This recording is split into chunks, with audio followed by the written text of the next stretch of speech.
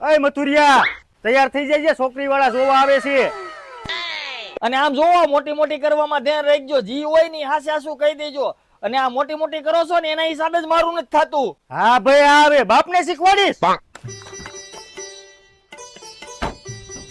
આવો આવો, રામ રામ. રામ રામ. ઈ તો બધું ઠીક, તમારા છોકરાને તો બોલાવો. હા બટા મથુરિયા પાણી ભરતો આવી તો.